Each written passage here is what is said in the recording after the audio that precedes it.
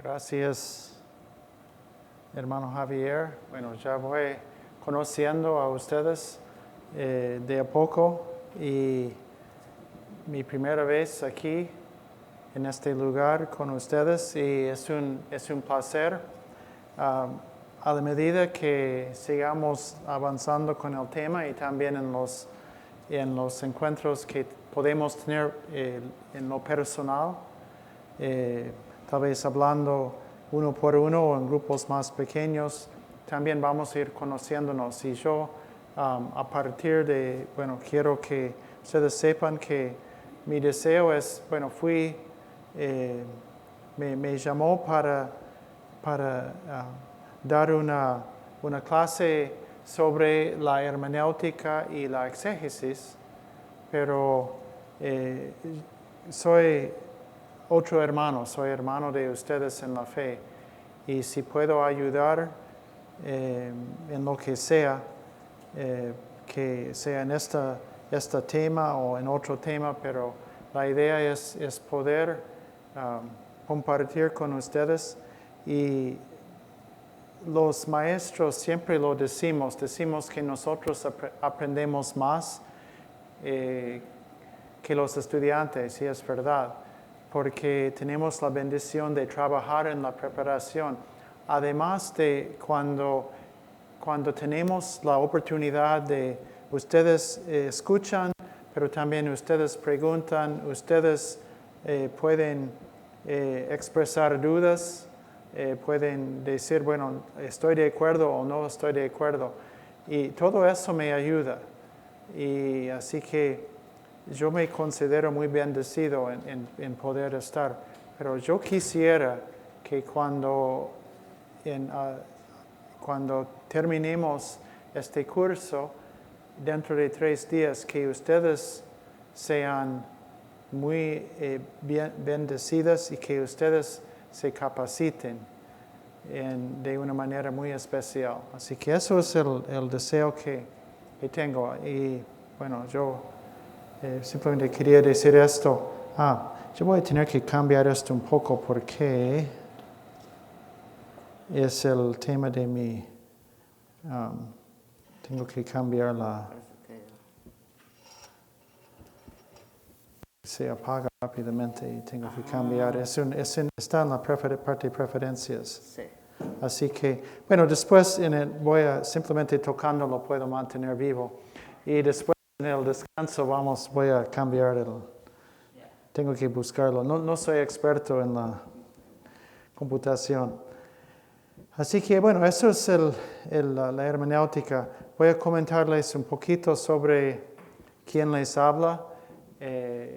Tiene mi nombre, el apellido que voy a comentar oportunamente sobre mi apellido. Es un apellido obviamente no latino, es un apellido que viene de mis antepasados que llegaron de Noruega hace 120 años a Estados Unidos de Noruega. Eso es mi apellido de mi papá y mi bisabuelo.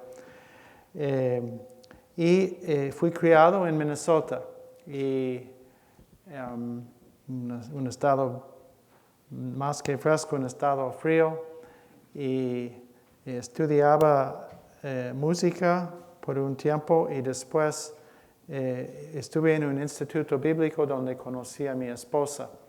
Después los dos terminé de un título universitario y trabajaba algunos años con personas con importantes retrocesos mentales, adultos con retrasos mentales en la parte vocacional. Hice esto por algunos años y luego sentimos la guía de Dios de ir a un seminario. Así que yo estudié en el seminario Bethel, que está en St. Paul, Minnesota.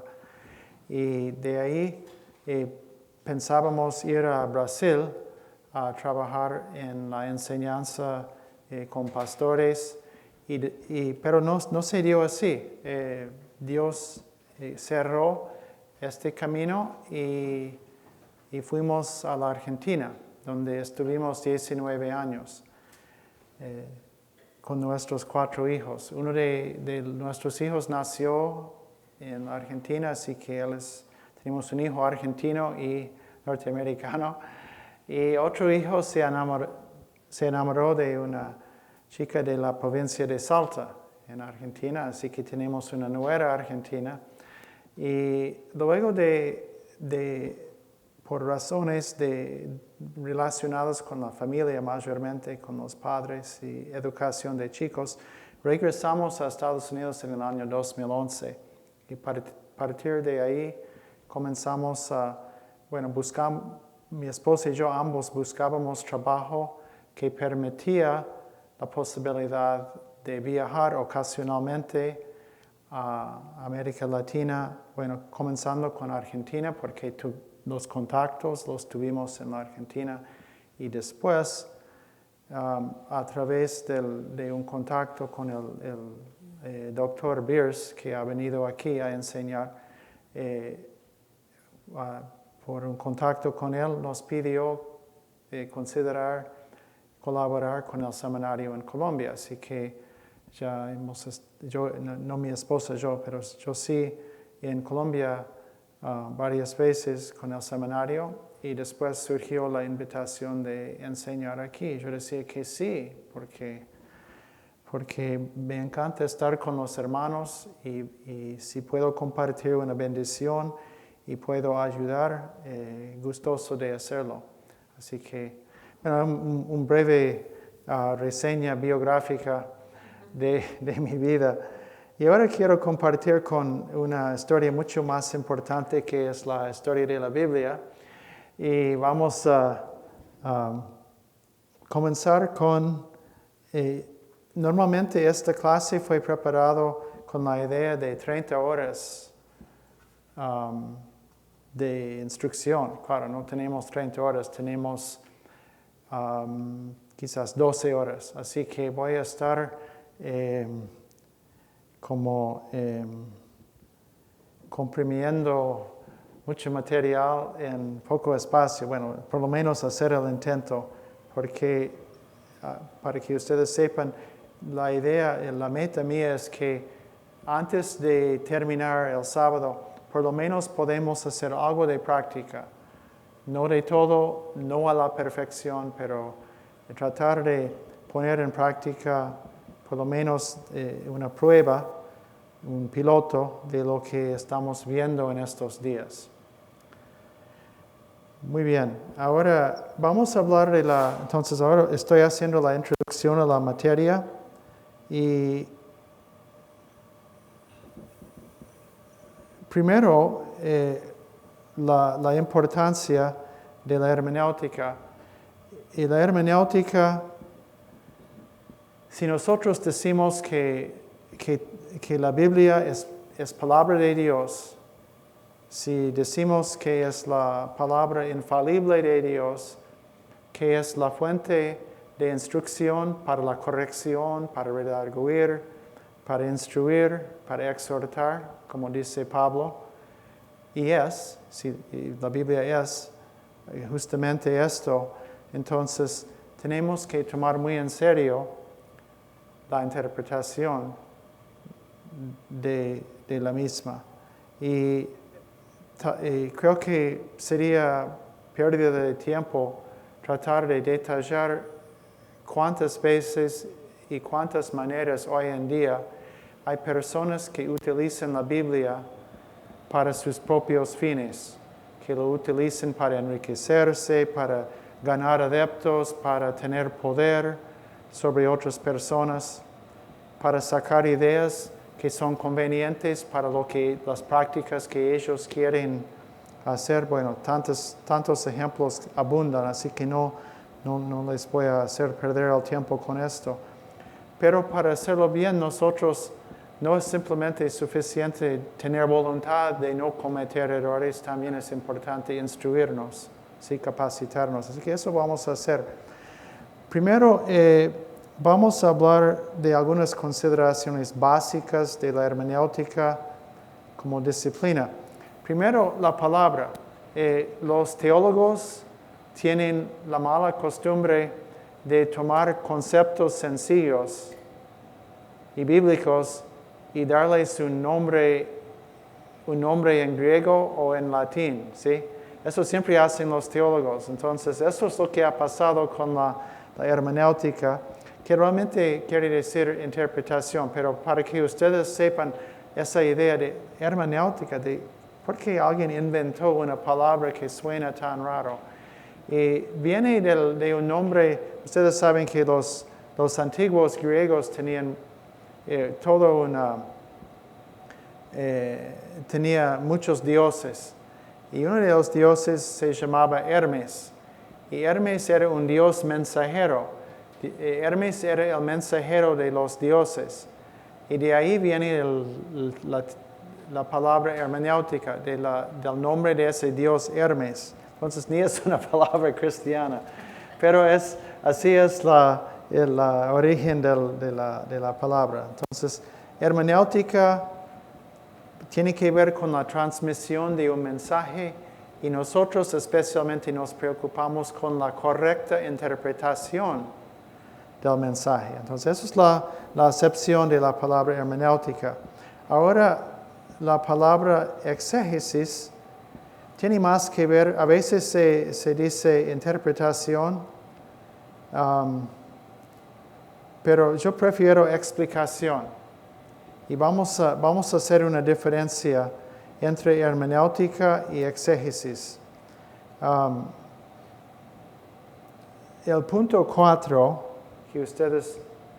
Yo voy a tener que hacer una cosa con esto. Vamos a hacerlo más grande. Mejor. Muy bien. O sea, yo lo tengo en papel y a veces no me doy cuenta de que... Sí. Bien. Punto 4, la hermenéutica eso es el arte de interpretar textos y especialmente la de interpretar los textos sagrados. Y nosotros vamos a usar una acepción más restringida para este módulo o clase. La hermenéutica es la ciencia o arte de la correcta interpretación de la Biblia. Bien, entonces exégesis y el punto 5, la relación entre la hermenéutica y la exégesis. Voy a leer parte y luego tratar de dar un ejemplo.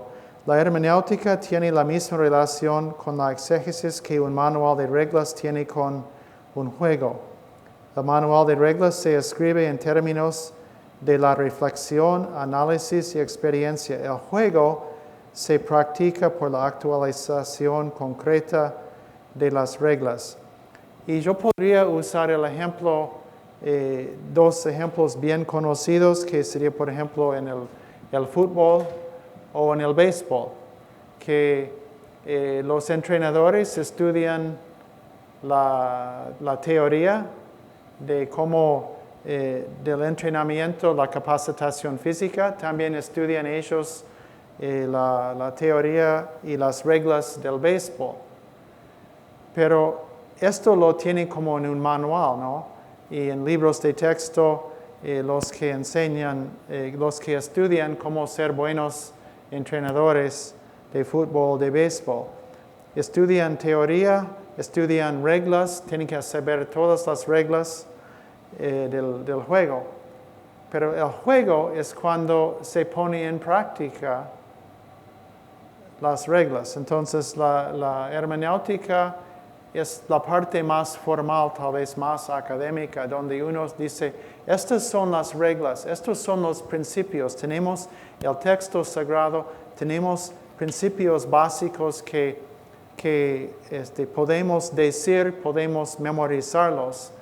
Y la exégesis es como el juego. Entonces, la hermenéutica como el manual, la exégesis como la práctica del juego de interpretar la Biblia.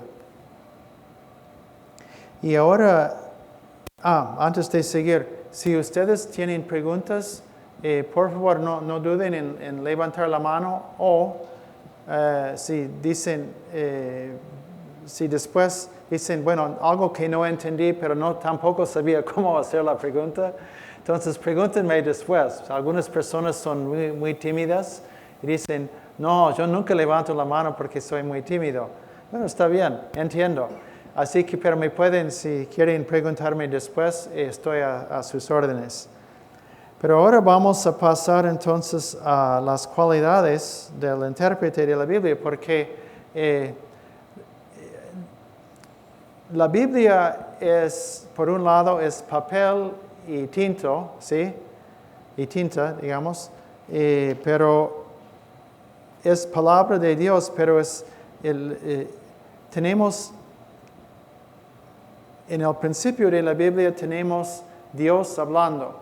Y nosotros hemos recibido la Biblia, que ya tiene la parte más nueva, ya tiene 2000 años, pero nosotros recibimos la palabra de Dios, pero Dios habla y el intérprete interpreta. La Biblia no habla por sí solo, nosotros tenemos que leerlo, tenemos que estudiarlo. Y así que vamos ahora a ver las cualidades espirituales de la persona que interpreta la Biblia. Bueno, uno es, eso ustedes no van a ver sorpresas, pero siempre vale la pena acordarnos de estas cosas tan importantes. Las cualidades del intérprete de la Biblia. Bueno, las cualidades espirituales. Ser nacido de nuevo por el Espíritu Santo.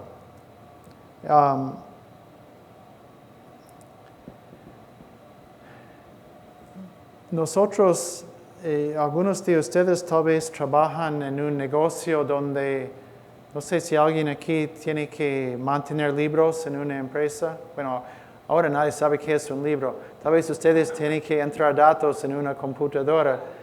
Claro, los movimientos de la empresa. Y eso es un registro, pero la Biblia no es simplemente un registro histórico, aunque tiene historia. La Biblia fue inspirada para hablarle al corazón del hombre. Entonces, tenemos el ejemplo de un hombre que sabía el contenido, los datos, los detalles de la Biblia, que era Nicodemo, que era un hombre que no había nacido de nuevo por el Espíritu, porque cuando Jesús, podemos ir rápidamente a Juan 3, Jesús le pregunta,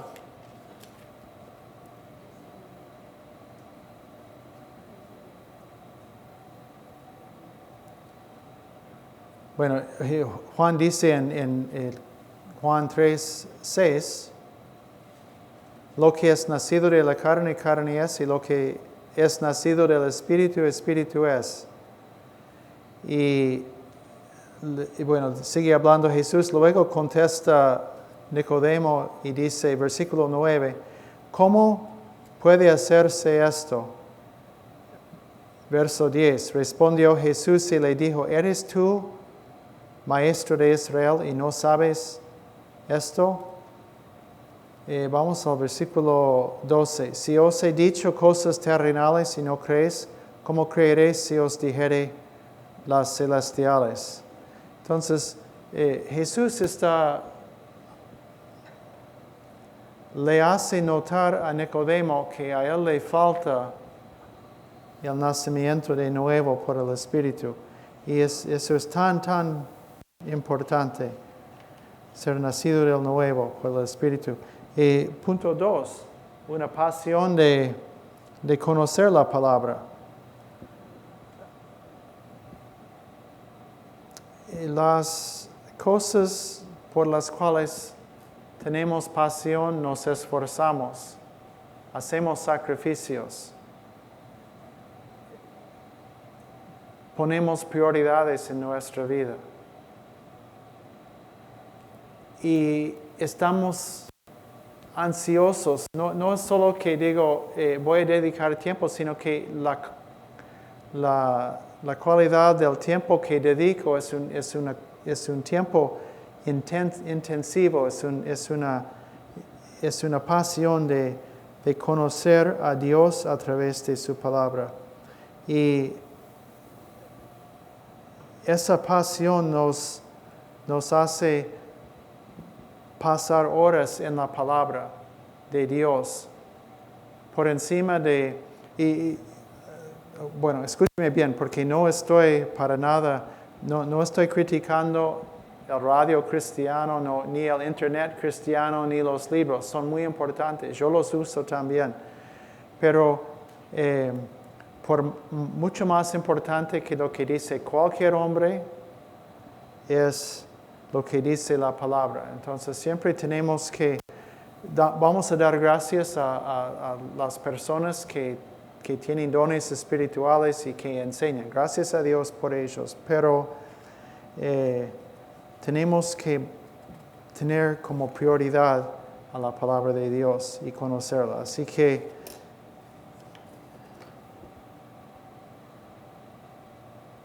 bueno, después una reverencia profunda para con Dios, la mansedumbre, la humildad, la paciencia. ¿Y qué pasa si yo estudio por horas un texto? Estoy preparando a predicar, a enseñar. ¿Qué me ha pasado? A veces estudio, pienso, reflexiono, oro, y todavía no me sale muy claro. No sé a cuántos de ustedes les ha pasado, con todas las buenas intenciones, y uno dice, todavía no entiendo bien.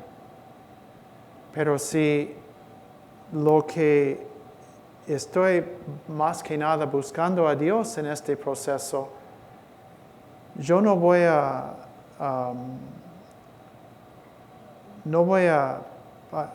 bueno, ¿cómo puedo decir esto? Nosotros, humanamente hablando, nosotros queremos hacer un buen trabajo, queremos ser bien vistos por la gente. Y si ellos ven que no estoy explicando bien, van a pensar menos de mí. Pero eso no es lo que tiene importancia. Yo voy a fallar como intérprete, como predicador. Pero si por encima de esto es el deseo de honrar a Dios, más allá de mis problemas o errores que puedo tener, o simplemente que no lo explico bien, lo que dice la palabra, es esta actitud de reverencia que queremos que las personas aprendan, más que lo que nosotros decimos. Y bueno, el punto 4, dependencia absoluta en el Espíritu Santo para guiar y dirigir. Y luego, bueno, es un proverbio, no sé si es latín o italiano, creo que es latino o italiano, pero ustedes pueden ver qué dice, ¿no? Más o menos bien orado es bien estudiado, más o menos es la idea que tiene.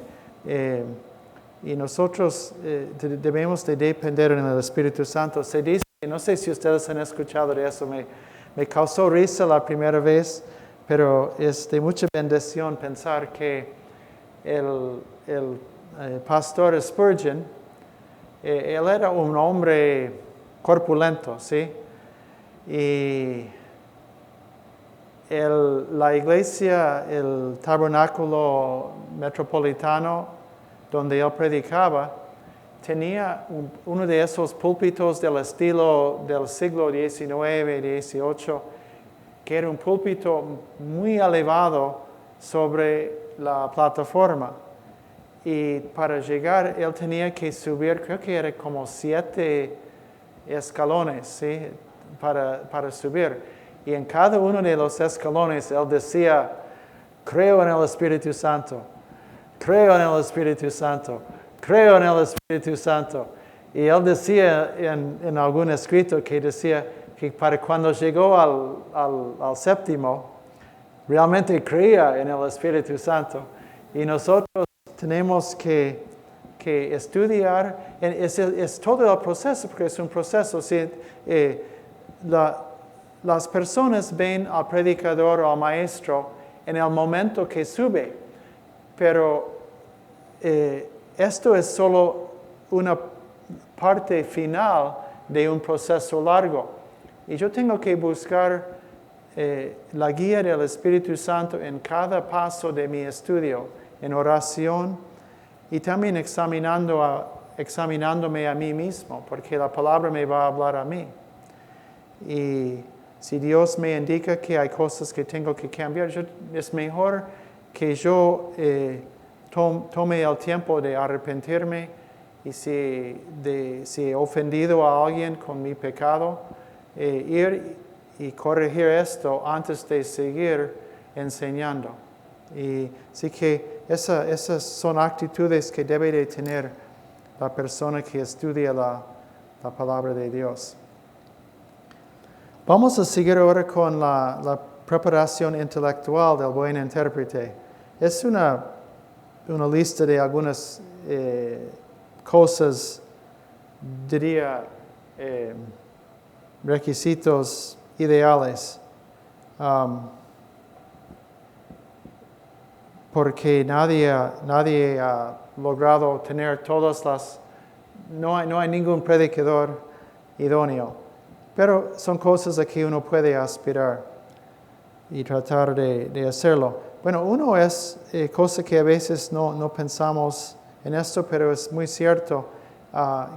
El punto 1, un dominio de los conocimientos generales, que podría ser en la literatura, en la historia, la filosofía y las ciencias.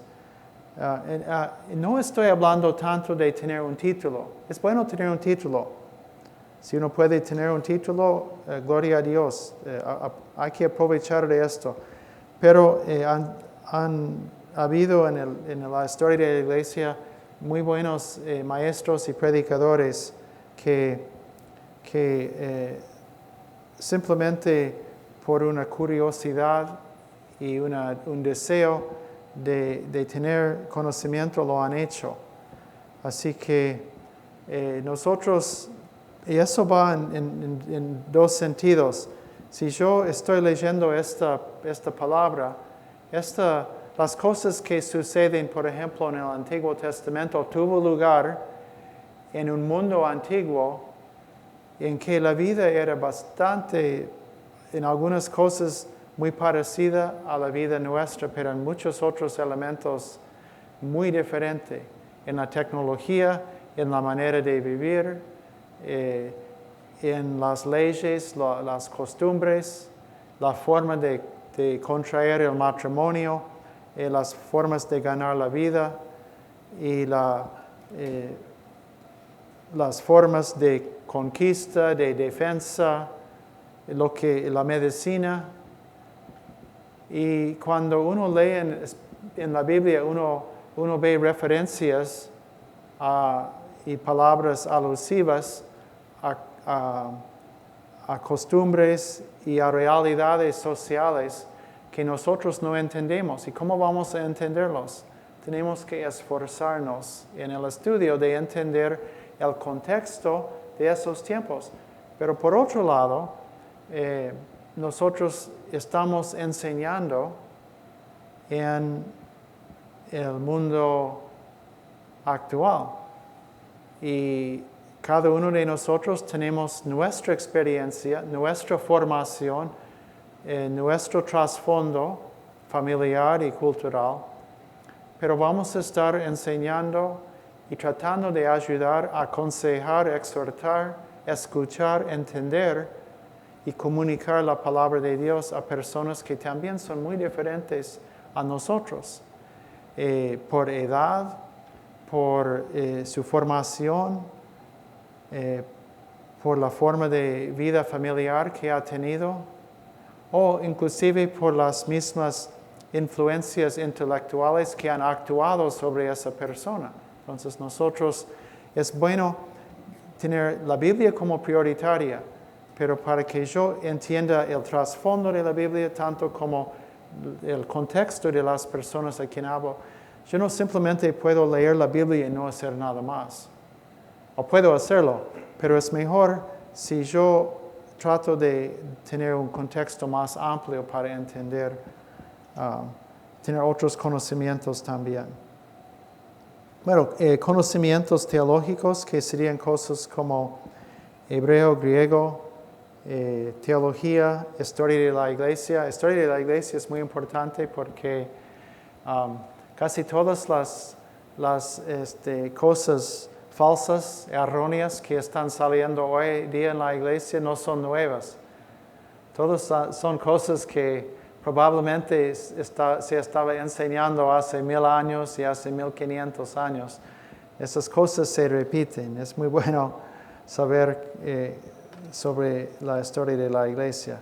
Bueno, la biblioteca del buen intérprete. Bueno, yo fui, mi educación fue en la edad de los libros. Así que la primera computadora que yo tenía era cuando yo tenía 31 años. O sea, entonces toda mi formación, mis estudios fueron pre-computadora. Así que yo tengo una preferencia para los libros impresos. Y en parte mi lista refleja esto, pero hoy día se puede seguir consiguiendo libros impresos, pero también hay muchos recursos en Internet. A ver, ahí está. Pero gramáticas y léxicos que son especialmente para ayudarnos a entender las palabras. Y vamos a ver, si Dios permite, dentro de poco tiempo, voy a estar hablando de formas de estudiar las palabras que encontramos en la Biblia, las palabras que son importantes para entender lo que dice Dios. Bueno, léxicos hay léxicos bíblicos que un buen diccionario del español es bueno tenerlo y de inglés es bueno tenerlo.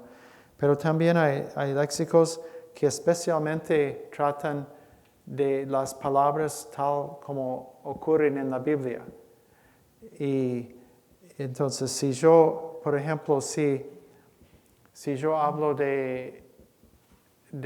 si leo la palabra oveja o cordero en un diccionario común en español, como se usa en el colegio, va a dar la acepción sobre qué es un cordero o qué es una oveja. Pero si yo voy a un léxico bíblico, por supuesto va a decir que la oveja tiene 4 patas y que tiene lana. Y va a decir la parte biológica, pero también va a hablar del significado cultural. Lo que significaba la oveja en la vida de las personas que dependían de esto para su bienestar económico. Y también va a hablar de las costumbres sobre el sacrificio, cosas que no van a estar en el diccionario común. Y gracias a Dios hoy día se puede comprar esto en una librería cristiana, pero también se encuentra este tipo de recurso en Internet. La letra B, diccionarios y enciclopedias bíblicas, van más allá de simplemente definir las palabras, sino que tienen artículos más largos. Por ejemplo, voy a darles un ejemplo de lo que puede encontrar en una enciclopedia bíblica. Del libro de Malaquías hasta el comienzo del ministerio de Juan el Bautista, tenemos 400 años de silencio profético. ¿Sí? Dios no levanta un profeta, no hay ningún libro escrito en el Antiguo Testamento después de Malaquías. Entonces, uno dice, ¿qué pasó? 4 siglos. ¿Qué pasó entre el Antiguo Testamento y la venida de Jesús? La Biblia no habla de esto. ¿Cómo vamos a saber? Entonces, uno yendo a una enciclopedia bíblica va a encontrar un artículo que dice, bueno, esas son las cosas que pasaron entre Malaquías y la venida de Juan el Bautista. Y los diccionarios también bíblicos van a hablar sobre la arqueología, van a hablar sobre la geografía del Medio Oriente. Son cosas muy valiosas. Yo, cuando estoy preparando, yo uso, cada vez que enseño, busco cosas. busco las acepciones de las palabras, pero también en los artículos sobre temas. Y los diccionarios bíblicos también muchas veces tienen artículos sobre temas como la fe, también conceptos teológicos como la Trinidad. O sea, es muy bueno tener estos. Y normalmente un tomo así, bien grueso, puede ayudar mucho a su ministerio, y lo que costaría hoy en día, supongo que entre $25 y $40 van a conseguir uno bueno, o ir buscando en internet. Y bueno, punto C, estudios sobre historia, arqueología, geografía, mapas, planos, comentarios. Comentarios son importantes, pero yo voy a comentarles sobre los comentarios que mi consejo es no consultar el comentario primero. ¿Por qué? Porque aunque un buen comentario, un buen comentarista seguramente sabe mucho más que yo, estoy seguro que sabe mucho más, que ha estudiado más. ¿Qué es el problema? Si yo consulto el comentario primero, ¿qué voy a hacer? Mi interpretación se va a formar y va a ir canalizado por lo que indique el comentarista. Y yo tal vez voy a perder la frescura de un vistazo y de un estudio en que yo pongo prioridad en el texto bíblico primero y después voy al comentarista. Porque cuando yo voy al texto bíblico, voy formulando preguntas, hago preguntas, tengo cosas que no entiendo y los anoto. Eso les voy a explicar un poco más sobre un método de estudio. Pero anoto mis preguntas y después voy al comentario. Porque si voy al comentario primero, tal vez hay preguntas que ni se me van a ocurrir. Y es importante priorizar primero el encuentro con la Biblia y después con el comentarista. Bueno, hay algunos sitios en internet. Yo, como digo, no busco mucho en internet, así que es una debilidad mía. Tal vez yo voy a tener que consultar más para dar más consejos en internet. Pero esos son un par de recursos y hay mucho más. Algunos que son gratis y otros que no son gratis. Pero todos tienen su lugar. Bueno, vamos a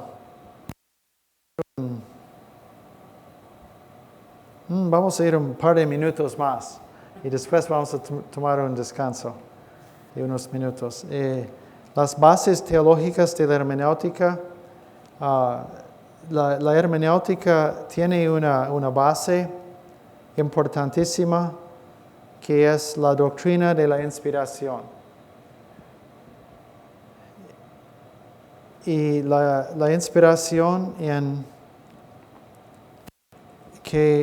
la inspiración tiene un fin moral y espiritual.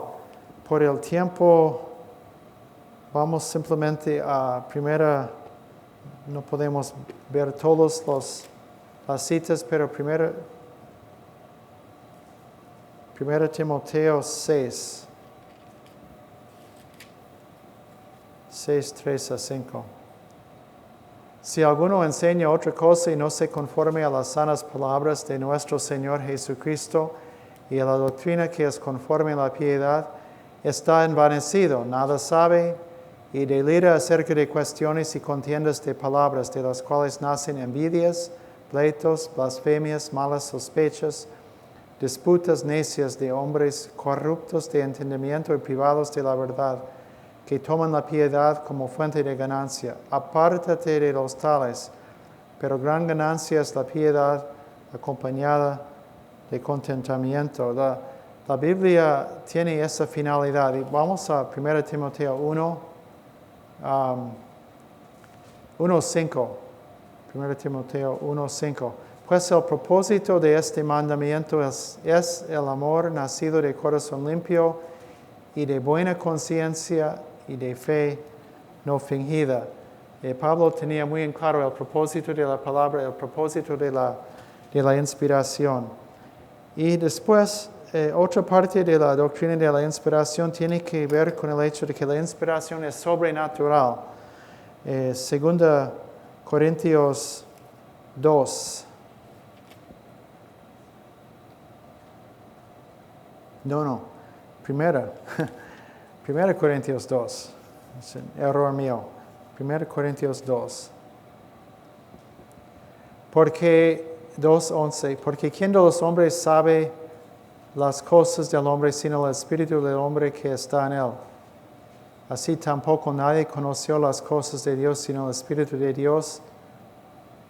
Y nosotros no hemos recibido el espíritu del mundo sino el espíritu que proviene de Dios, para que sepamos lo que Dios nos ha concedido, lo cual hablamos no con palabras enseñadas por sabiduría humana, sino con las que enseña el Espíritu, acomodando lo espiritual a lo espiritual. Y Pablo, que estaba escribiendo esas cartas a los hombres, estaba muy consciente que esa palabra no venía por la especulación, no venía por adivinanzas humanas, sino que venía por la única fuente que podría realmente proporcionar un conocimiento exacto de la mente de Dios, que era el Espíritu de Dios.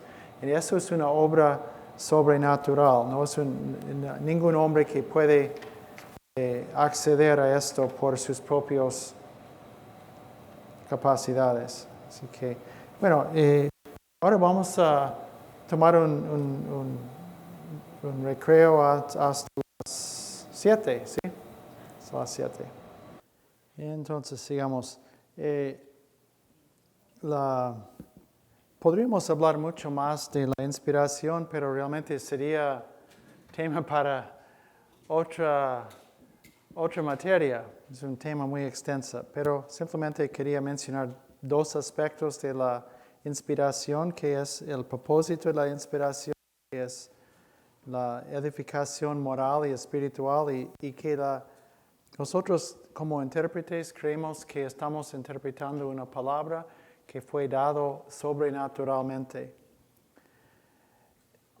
Y punto B, la iluminación. Y esto no es lo mismo que la inspiración. La iluminación es cuando el mismo Espíritu nos ayuda a entender. El Espíritu obra sobre nuestro entendimiento para dar más claridad a lo que la Biblia está diciendo. Pero la inspiración por el Espíritu Santo nos dio una palabra sin error. Nos dio la palabra infalible. Pero cuando yo oro por la iluminación del Espíritu, con esto yo no pretendo ser infalible. Y si la persona que enseña la palabra dice, bueno, yo hice ayuno y oré por 40 días y noches seguidas y estudiaba la palabra, así que yo sé que el Espíritu me está iluminando y por lo tanto mi interpretación es infalible, yo no puedo equivocarme. La iluminación no es una garantía de que la persona, el intérprete, sea infalible, pero sí es porque nosotros somos afectados aún por nuestra naturaleza pecaminosa y por muchas cosas más. Y así que el Espíritu ilumina, pero yo no puedo usar esto como para pretender o para decir a los demás que he llegado a la perfección. Así que, bueno, eso es la iluminación, pero es una cosa muy importante porque no creemos que en la práctica, ¿qué queremos decir con la iluminación? Que queremos evitar el error de algunos que dicen, bueno, esto es una palabra y simplemente nos acercamos a la palabra con algunas reglas, ¿sí? y tenemos, si usted aplica estas reglas, no se va a equivocar. No, la interpretación no es una ciencia tan exacta para esto. Y además creemos que Dios sigue hablando. No es que Dios habló una vez y ahora nosotros conocemos a Dios por nuestro propio esfuerzo, sino que el Espíritu sigue hablando a través de su palabra. Es una palabra, por eso dice en hebreo, es una palabra eficaz y viva. Y bueno, eso es la iluminación. Bueno, la edificación, punto C, eso creo que ya hemos visto. La meta del estudio de la Escritura es la edificación.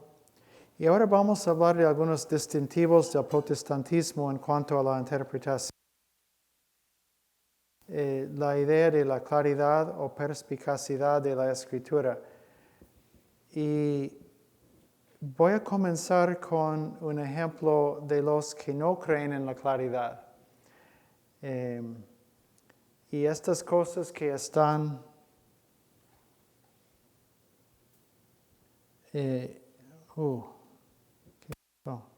un segundo.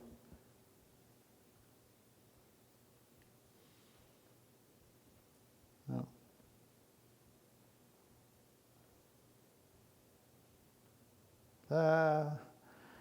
Tengo que llegar al español. Ahora sí. Ahora no van a tener todas estas cosas en rojo. Bien, entonces esto son citas tomadas de algunas publicaciones de los testigos de Jehová. Y por el tiempo no los vamos a leer, pero por favor léanlos porque son, bueno, no voy a leer todo, porque quizás no todos tienen los apuntes, pero voy a leer un par de estos.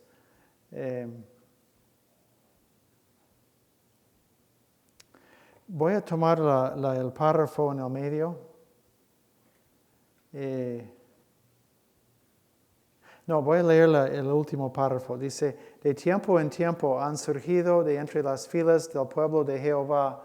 No, nosotros no, los testigos de Jehová. Quienes como el Satán original han adoptado una actitud independiente y criticona. Ellos dicen que es suficiente con leer la Biblia exclusivamente, ora solos, ora en pequeños grupos en el hogar. Pero extrañamente a través de tal lectura bíblica, ellos se han vuelto a las doctrinas apóstatas. O sea, doctrinas apóstatas como las doctrinas de la gracia, la justificación por la fe y esas cosas, ¿sí? Y ellos, ¿qué están? Básicamente, ¿qué dicen? Están diciendo que para entender la Biblia es imprescindible tener los escritos de ellos.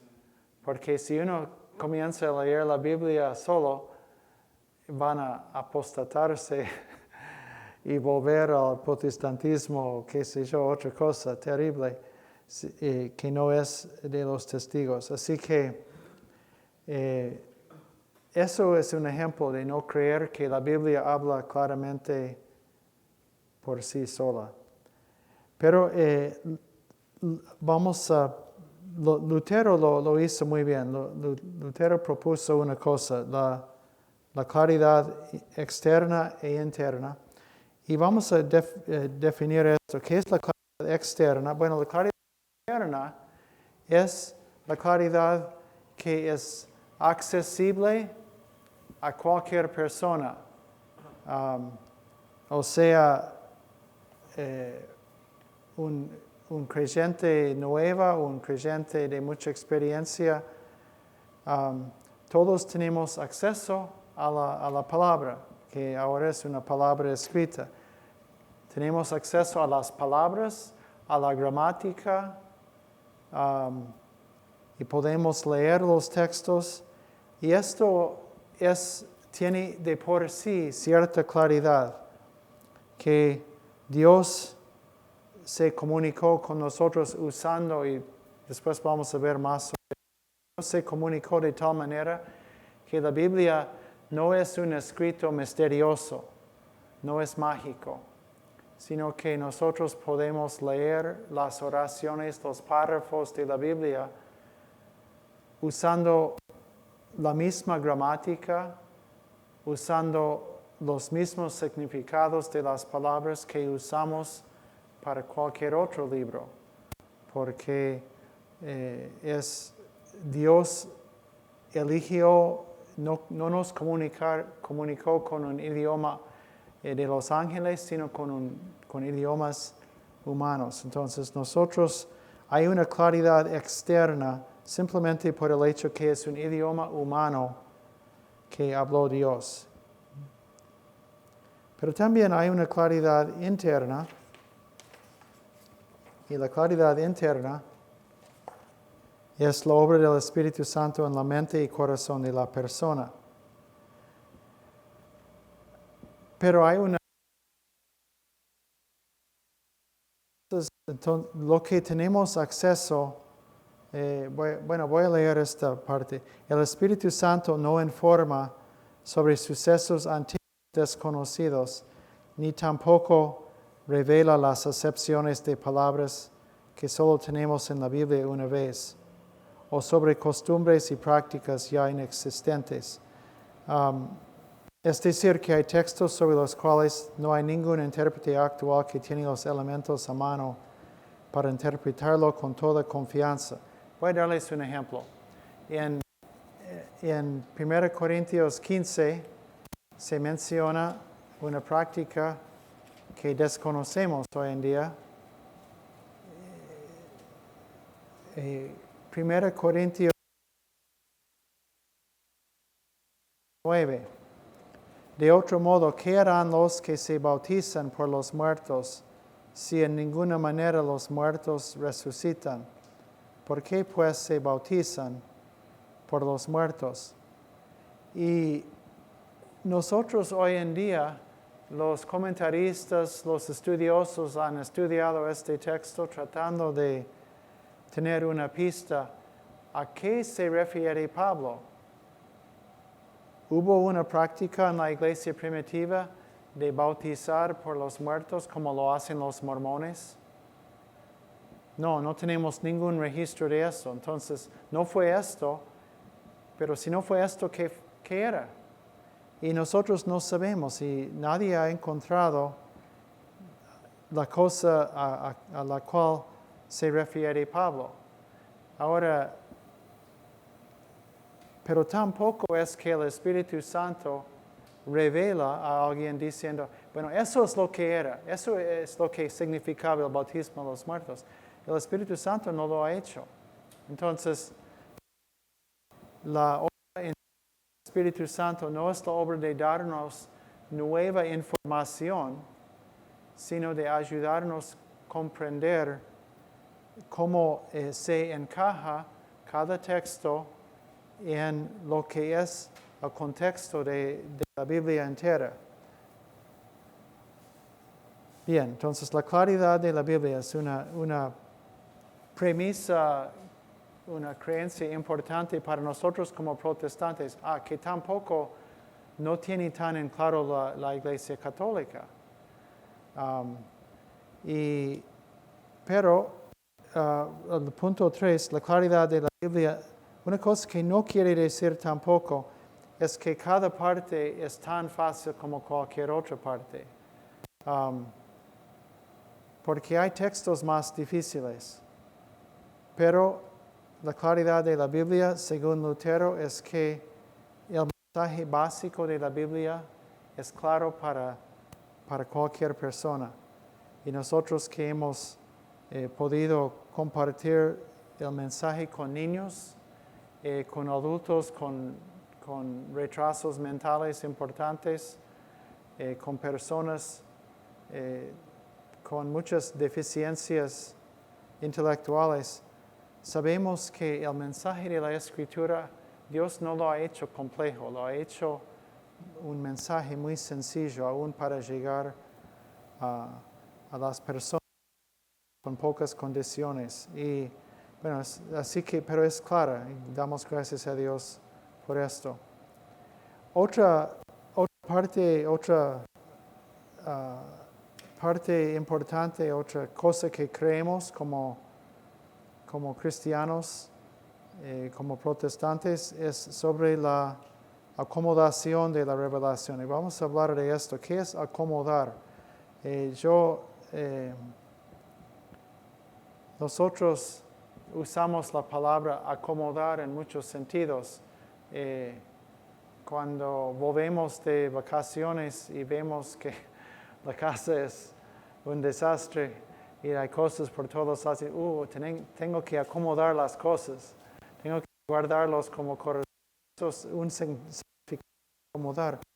Pero cuando hablamos de Dios, Él acomoda su comunicación a nosotros usando palabras y formas que nosotros podemos expresar. Dios es infinito, Dios es eterno, Dios es todopoderoso, Dios es omnisciente. De alguna manera Dios acomoda y Él encuentra la forma de hablarnos en nuestra finitud, con nuestros límites de entendimiento, con nuestros límites de idioma. Dios encuentra la forma, Dios acomoda la revelación. Él acomoda la forma, no el contenido. Dios no oculta lo que es el contenido, pero sí Él lo hace de una manera idónea para seres humanos. Por ejemplo, un ejemplo ahí es el tabernáculo y su amoblado. Tenemos Dios habló, bueno, en el Antiguo Testamento, habló, pero se comunicó a su pueblo a través del tabernáculo, los muebles, el altar, el candelabro, el incienso, los panes puestos sobre la mesa de la presencia. Esas cosas eran una forma en que Dios usó cosas comunes y corrientes como el pan, como las ovejas, como luz, como incienso. Y usó estas cosas para comunicar algo de su santidad. Y también tenemos el mismo Señor usando formas sencillas acomodándose a las personas de su día. Por ejemplo, las parábolas, ¿sí? En las parábolas, no vamos a leerlas ahora, pero las palabras que cito ahí son la parábola del sembrador. Y él usa cosas tan comunes como la semilla, el hecho de sembrar, las aves, la cizaña y el trigo, los pedregales. Él usa todas estas cosas en las parábolas, cosas que cualquier persona podría entender para hablarles acerca del reino de Dios. Así que Dios acomoda. Dios también acomoda la revelación a través del idioma y cultura. Básicamente 3 idiomas: hebreo, arameo y griego. El hebreo tiene más o menos la misma relación con el hebreo.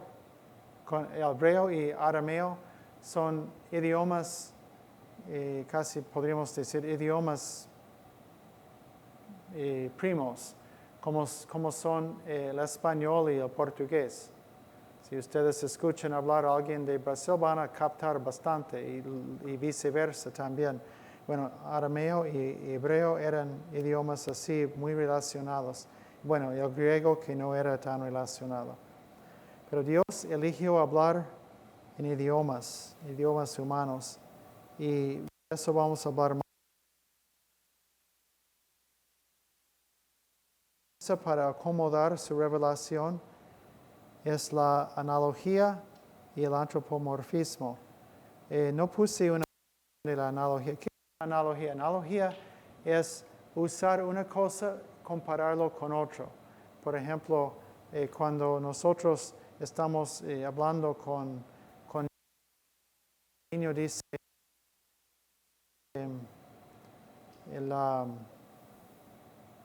y menciona una cosa compleja y nosotros usamos un ejemplo mucho más sencillo. Pero un ejemplo de la analogía sería en una parábola donde Jesús decía que el reino de Dios es semejante a una mujer que puso leudante en una masa de harina. Entonces, es una analogía. El reino de Dios es como, y antropomorfismo es cuando hablamos, ponemos una forma humana. Por ejemplo, ahí donde dice ejemplos de antropomorfismo, hablamos del brazo de Dios. ¿Dios tiene brazos como nosotros? No. Pero hablamos del brazo de Dios, hablamos de la diestra del Padre.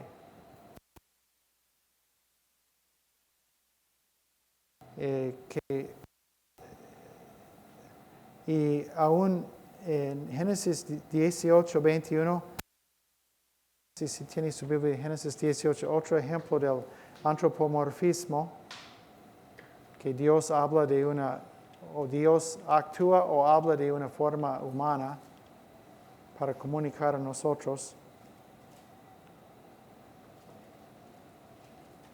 Génesis 18, 21 dice, el contexto. Esto es que Abraham recibe 3 visitas, prepara comida para ellos y nosotros entendemos que es Dios que está visitando. Hace la profecía del nacimiento de Isaac. Y después de esto, Dios está informando a Abraham acerca del juicio que se acerca para Sodoma y Gomorra. Y entonces el versículo 21 dice Dios, descenderé ahora y veré si han consumado su obra según el clamor que ha venido hasta mí. Y si no, lo sabré. Ahora vamos a tomar esto literalmente. Si yo lo leo literalmente, ¿cómo lo voy a tomar? Yo voy a decir, Dios no, para que Dios llegue a Sodoma, Él tiene que bajarse. Que quiere decir que Dios no sabe qué pasa.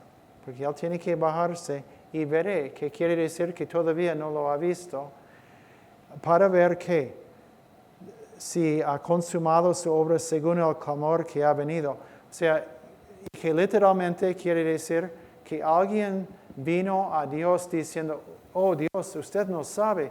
¿Y usted sabe que lo que está pasando en Sodoma y Gomorra? Literalmente es lo que está diciendo el texto.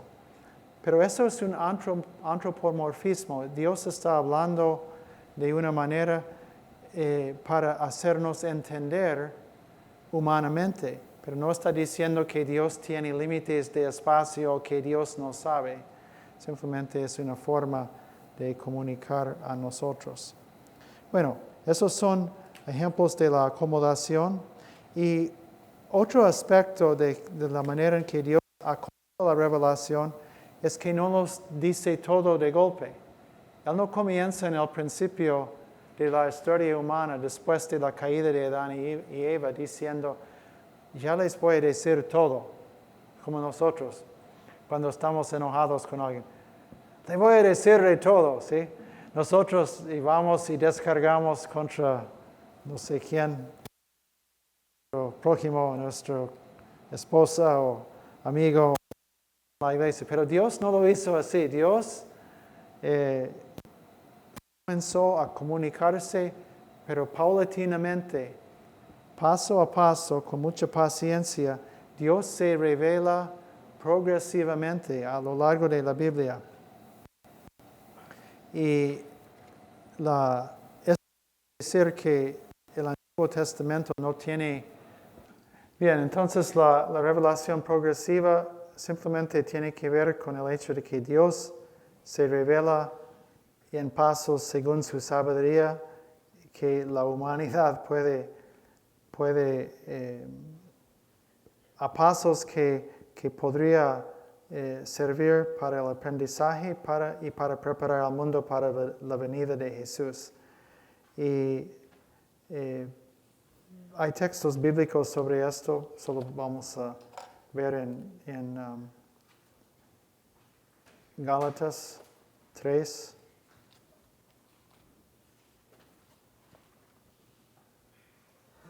Tres, 19 a 26.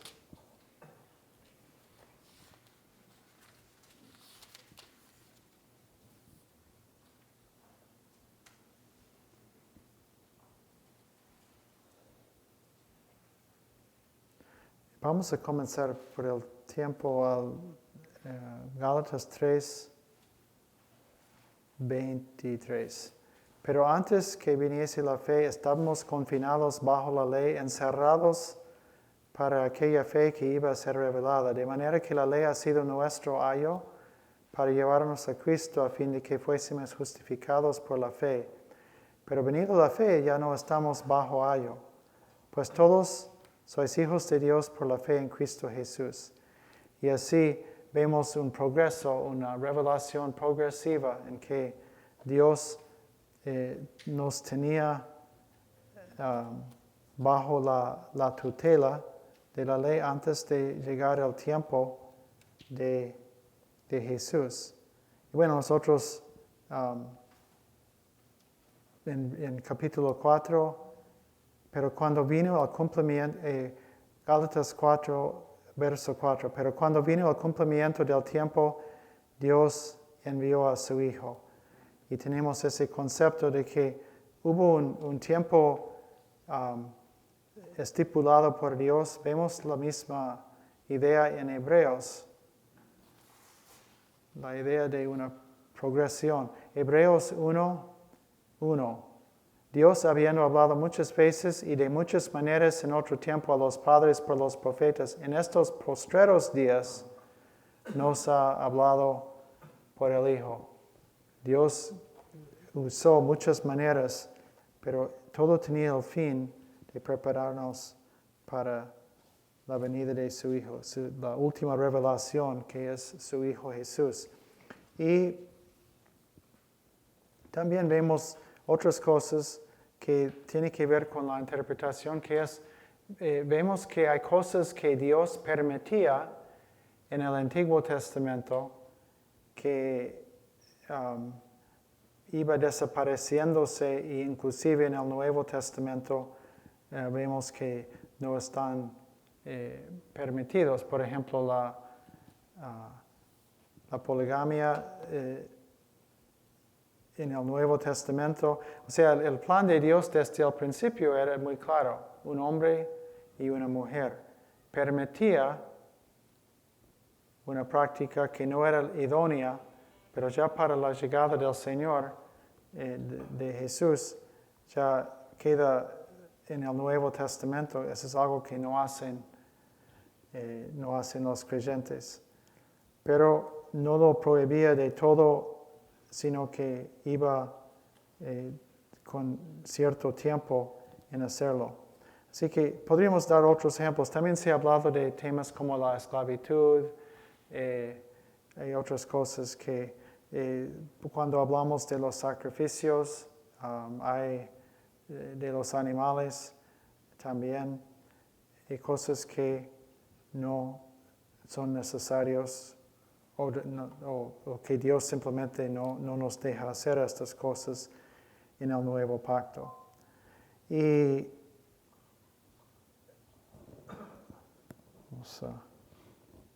ahora vamos a una parte muy importante que muchos dicen que esto es la primera ley de la interpretación y yo no lo puse así, pero realmente lo creo.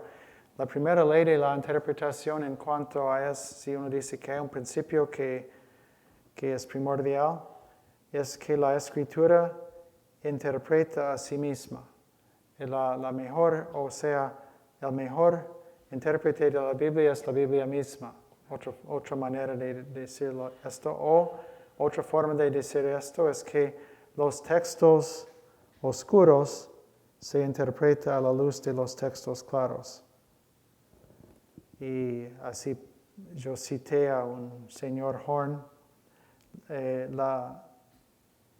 También a veces se habla de esto como la analogía de la fe, aunque no es exactamente lo mismo, pero vamos a definido por Horn, la constante y perpetua armonía de la Escritura en los puntos fundamentales de la fe y práctica, deducidos de los pasajes en los cuales fueron discutidos directamente o expresamente por los escritores inspirados, y en lenguaje claro, llano y inteligible. Es difícil exagerar la importancia de esto, que no debemos de encontrar un texto difícil de entender y tratar de ordenar la interpretación del resto de la Biblia según nuestra interpretación de un texto difícil. Es mucho más acertado entender los textos claros y hacer lo que podemos con los textos difíciles a la luz de los textos claros. Entonces voy a dar algunos ejemplos de esto en textos que son textos sobre los cuales no podemos basar doctrinas. Tal vez, ya mencioné 1 Corintios 15, 29. No vamos a escribir un libro sobre el bautismo por los muertos. Tenemos un solo versículo y no sabemos a qué se refiere y no tenemos ningún otro apoyo en ninguna otra parte de la Biblia. Pero uno de mis ejemplos favoritos, porque es un ejemplo, es un texto tan difícil, que es 1 Samuel 28, 11 a 15. Y uno escucha tantas cosas tomadas de este texto que creo que el texto no soporta tanto.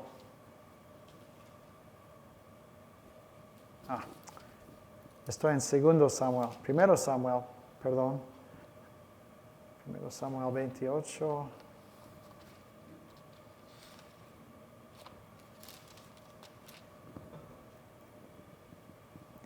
Es el texto donde Saúl, ya desesperado,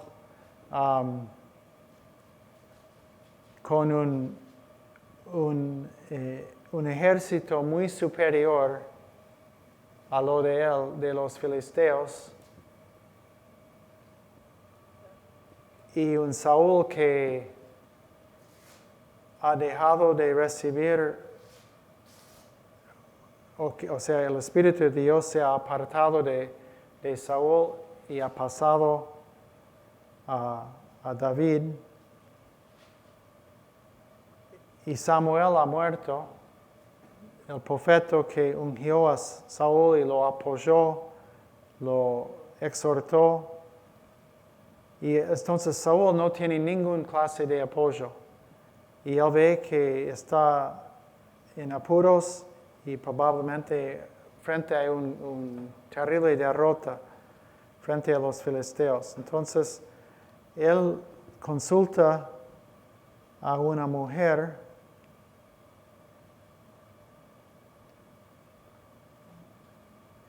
y pide a ella que ella busque a Samuel. Entonces, vamos a leer a partir de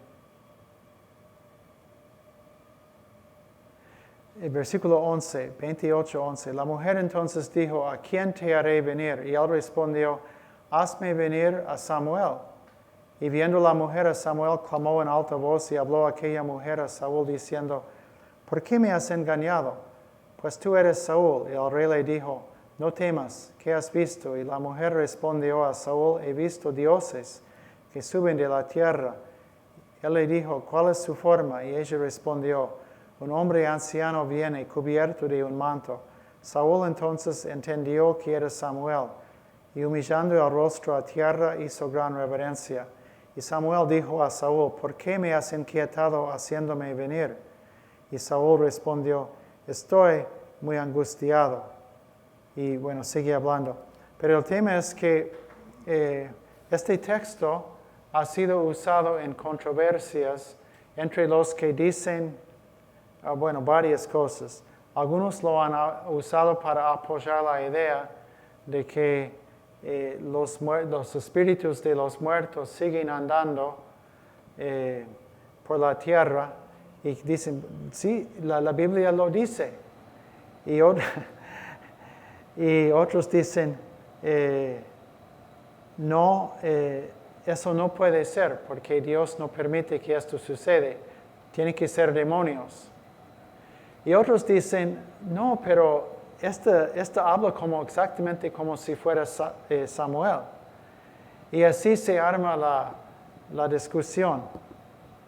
Bueno, yo no voy a opinar sobre la discusión. Lo que a mí me parece es que este texto no es un texto que sirve para contestar estas preguntas. No es un texto muy claro. Y no vamos, yo pensaría pienso que no es sabio tratar de basar una doctrina ni una práctica cristiana sobre un texto que no es muy claro. Así que bueno, es un ejemplo. No vamos a basar doctrina y no vamos a tomar este texto para tratar de orientarnos en cuanto a lo que dice en el resto de la Biblia en otros textos más claros. Pero, ejemplo B, textos donde sí hay un tratamiento extenso de una doctrina. Por ejemplo, Romanos 1-3, ¿qué es el tema? Sí. Hermano, dijo que durante que usted estaba hablando acerca de algo, podíamos preguntar o algo. Sí, por favor, sí. ¿Y lo podemos hacer ahora? Sí, okay. sí.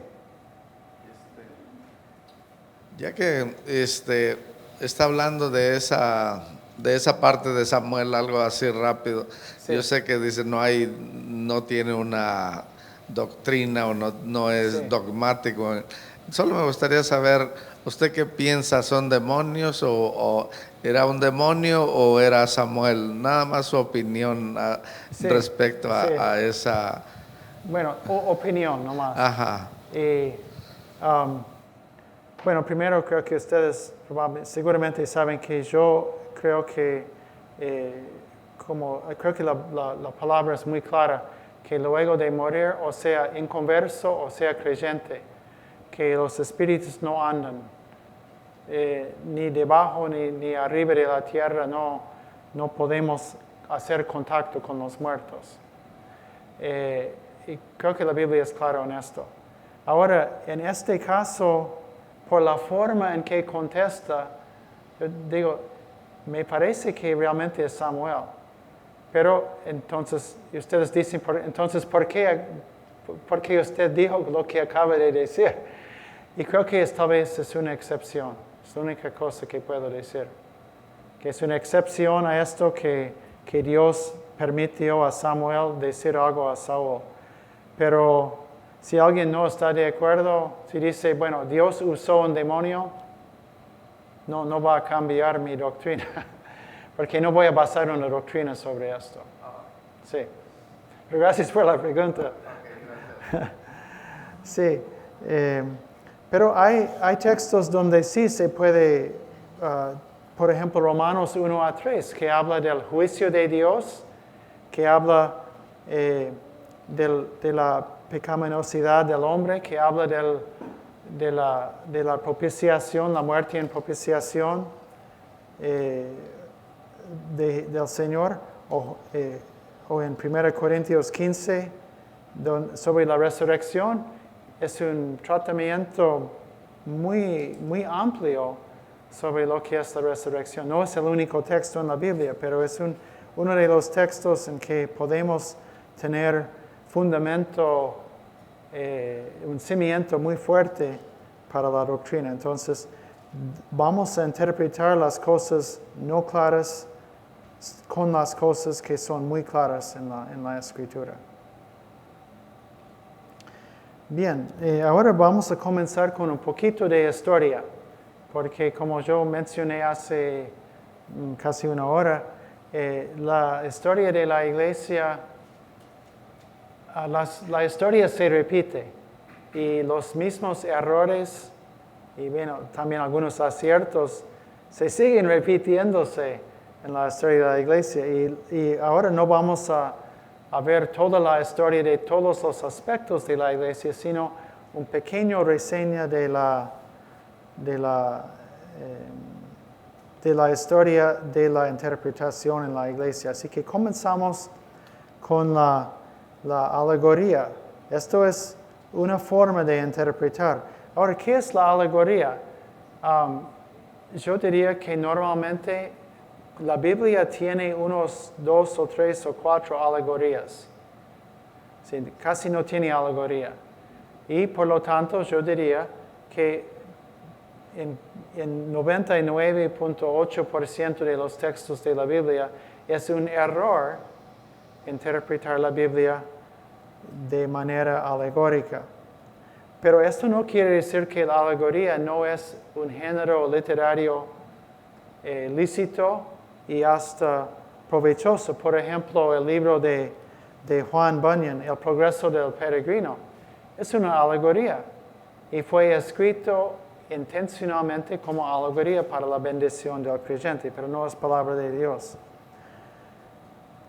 Y el problema, como vamos a ver con la alegoría, es que con la alegoría el intérprete puede hacer lo que quiere con la Biblia. Eso es un problema. Y vamos a ver algunos ejemplos de esto.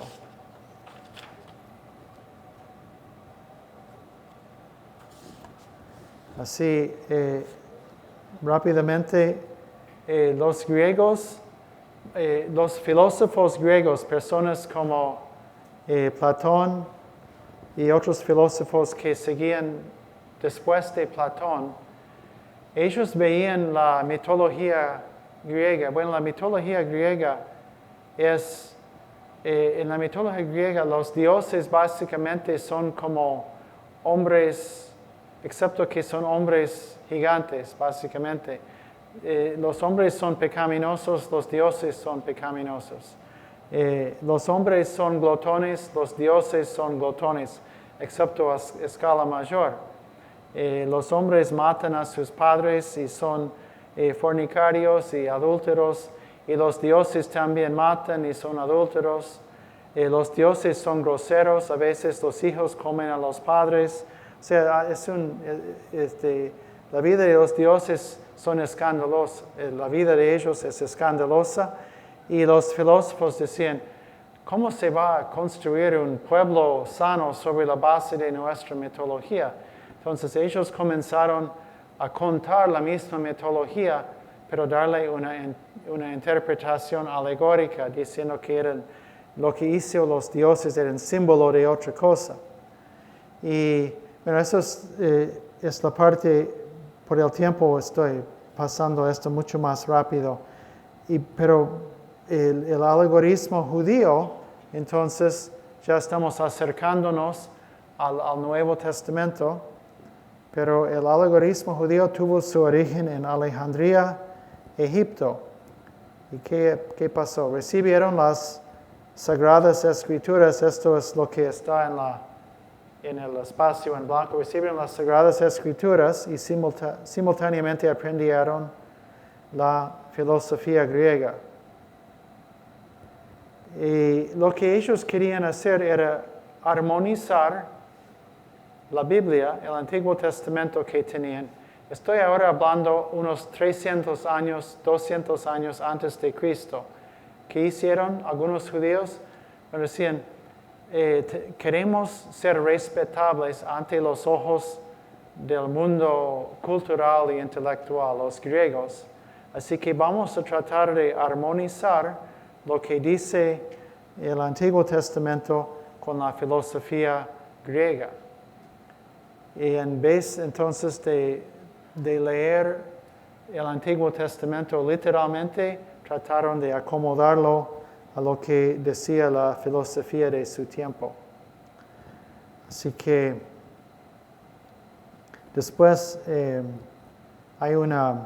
tomo un ejemplo de un judío que se llamaba Filón, y él hace un comentario sobre los ríos de Edén. Y otra vez por el tiempo, si en Génesis 2, 10 a 14 es lo que dice la Biblia.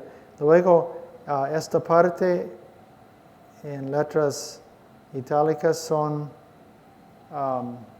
es lo que dijo Filón. Es una interpretación alegórica, pero quiero llegar a un ejemplo que creo que a ustedes les va a gustar, el ejemplo que les voy a dar. El alegorismo cristiano. Y eso es algo que comenzó muy temprano en la historia. Eso ya a partir de 200, 300 años después de Cristo, hubo mucho alegorismo, mucha interpretación alegórica de la Biblia, no solo del Antiguo, sino del Nuevo Testamento. Y ellos decían, algunos de los cristianos decían, ¿qué vamos a hacer con el Antiguo Testamento? Porque no podemos hacer lo que ellos hicieron. ¿Qué hacemos con los sacrificios de los animales? ¿Qué hacemos con el hecho de que Dios mandó a Israel a matar a los habitantes de la tierra y tomar sus ciudades? Pero nosotros somos cristianos, no podemos hacer esto. ¿Y cómo vamos a interpretar entonces el Antiguo Testamento? Así que puse el ejemplo de un sermón de Agustín. Ahora, para muchos de nosotros que somos de la Reforma, vemos muchas cosas buenas en Agustín. Agustín escribió cosas muy buenas sobre el libre albedrío, sobre la Trinidad. Él es uno de los teólogos más importantes en la historia de la Iglesia. Pero vamos ahora a ver un poco de uno de sus sermones. Así que, bueno, ya llegamos